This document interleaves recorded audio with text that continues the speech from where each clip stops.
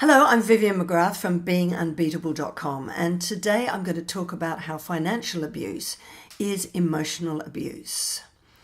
It's not talked about as much, financial abuse, but it is a form of emotional abuse, which is also known as coercive control, because money can be used as a form of control and a way to isolate you and a way to abuse you. I had this friend who her husband didn't work. He had no reason not to. He was fit and healthy. And there's nothing wrong with that, because I know many couples role reverse.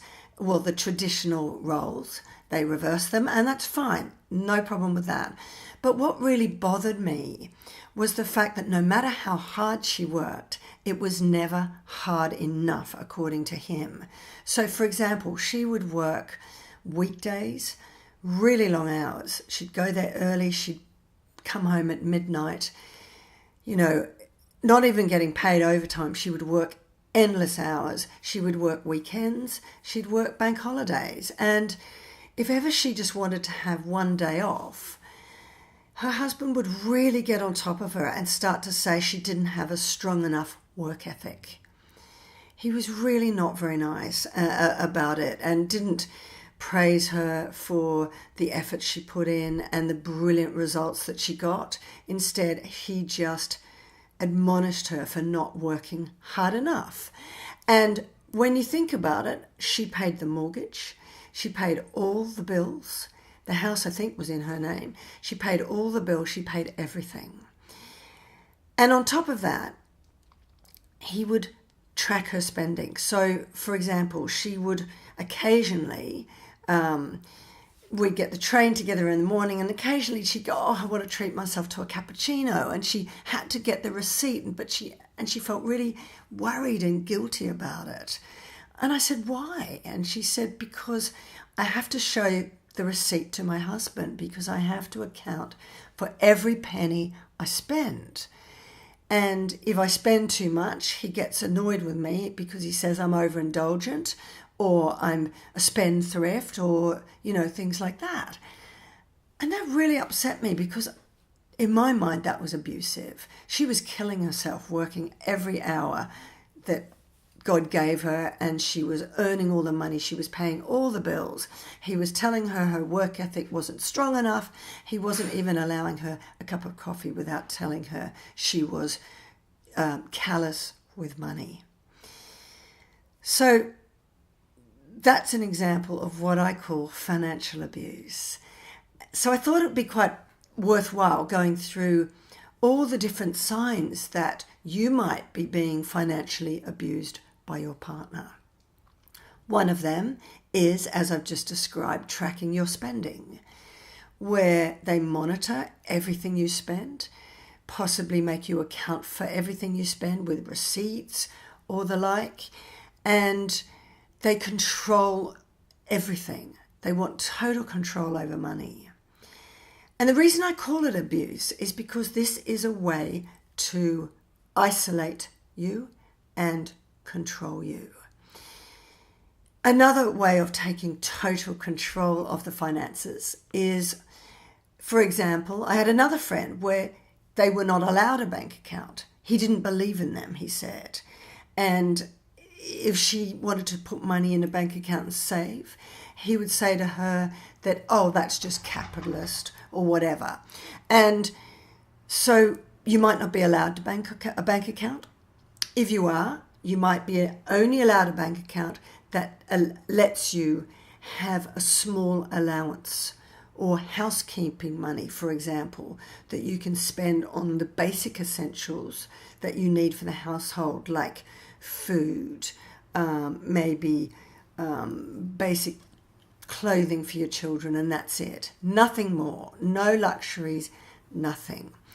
Now, you might only have access to that small amount, but your partner controls all of the money. So you are expected to actually hand over your paycheck every week, and they have total control. So what happens is you're totally dependent upon them for your very survival.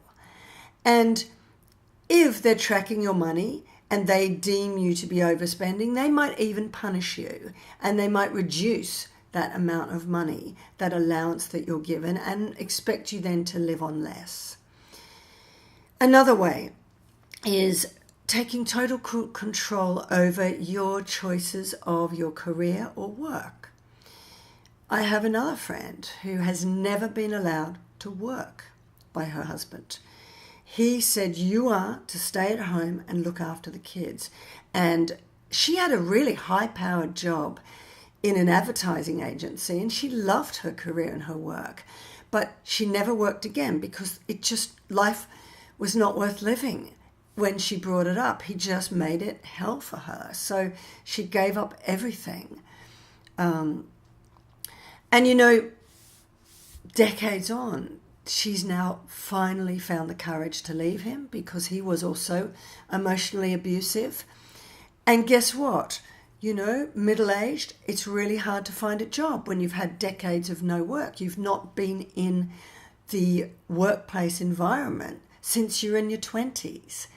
And, imagine how much that's changed. The internet era has come on. Social media has come into the equation.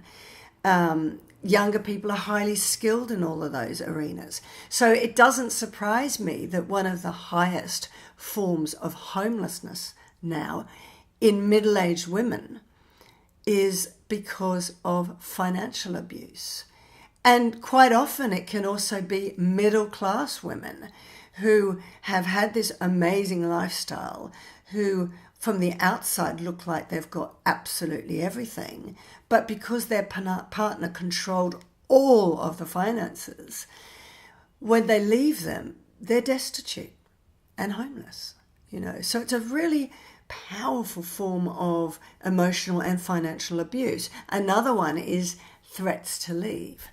So if you don't do as I want or behave the way I would like, or if you bring up with me my abuse and I don't like it, I'm just going to leave you, because they know they can, and you will be destitute if they control all of the money. Another thing is to put everything in your name. The house, the mortgage, the phones, his credit card or her credit card are an appendage credit card to your credit card. So what happens is, while they quite often bum around the house and do absolutely nothing and expect you to be mama or papa paying all the bills, you then work your butt off because you know that if you don't pay those bills, they're in your name. And not only will your credit rating collapse, but you'll get the debt collectors after you. Even more extreme cases, they run up extreme gambling debts and put them against credit cards or whatever that ultimately are in your name, and the financial buck stops with you. There are many, many people who have left abusive relationships saddled with enormous debts from their partners and no credit rating. It's a really, really pervasive form of abuse. Another one is in cases of women, if the financially abusive person is a man, they encourage them to be perennially pregnant. So even though they want to go back to work, they encourage them to have another baby and another baby and another baby.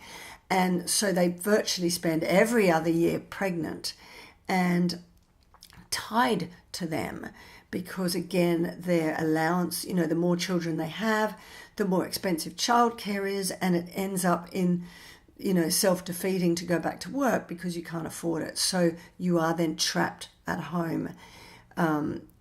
Many people choose, of course, to be stay-at-home mums and to have many, many children. I'm not talking about this is different. That's a choice. It's when you are coerced with emotional abuse, that if you don't do this, you're not loving me enough. Don't you love me and want another child, want my child? It's different. It's when you really don't want to do that, but you are coerced against your will, and almost, as I would call coercive control, it's brainwashing. You're brainwashed to do so. If you've left your partner, that can be financial abuse in terms of maintenance towards your children and controlling that. And if your dependence, if your survival depends on that maintenance, then it can be a really great way to control you and abuse you after you've left your partner. So what can you do about this? It's really, really difficult when you are trapped and financially unable to get out, or you feel that you can't leave, you've got no money. But there are things you can do. Firstly, I would say open a secret bank account that they do not know about and gradually put whatever pennies you can skim off the top of your allowance or what you've given into that bank account. Little by little. It's amazing how much just doing this habit. A friend of mine in England takes every £2 coin she gets and she puts that in a secret jar. And she's been saving hundreds of pounds just doing, every time she finds a £2 coin, she puts that in the jar. You can ask friends or family when it's your birthday to donate towards that secret bank account, or give you a small loan that you can pay back once you're back on your feet and into work again. Another is, if you've got no vocational training or education, the internet is awash with online courses that you can do free. I've done many of them myself, learning how to do all this social media stuff, filming my videos, editing my videos as well. I've taught myself a lot of this online. So there's a lot of stuff that you can do online, and you can even go online and do a degree if you want to. So training, skills, get them online. Start to do that. If your partner works full time, get a secret job. Say that you're volunteering a couple of hours a day, or you're babysitting, or you're doing something else, and then get a small part-time job that they don't know about. Could be a possibility. Apply for a credit card that you keep secretly at a trusted friend's house or a family member's, and make small purchases on that regularly to build your credit rating back up again. And finally, just do a lot of research. There are places that will give victims of domestic abuse, financial abuse, support. I know there's even some banks in Australia, for example, that have wiped women's credit cards that were debt from their abusive partners. I know that's happened because I've been on forums and Facebook groups where they've told me that they've done that. So do your research about government assistance, community support, housing, financial support, and all of those things that will help you get back onto your feet again. Just to remind you that financial abuse is another form of emotional abuse.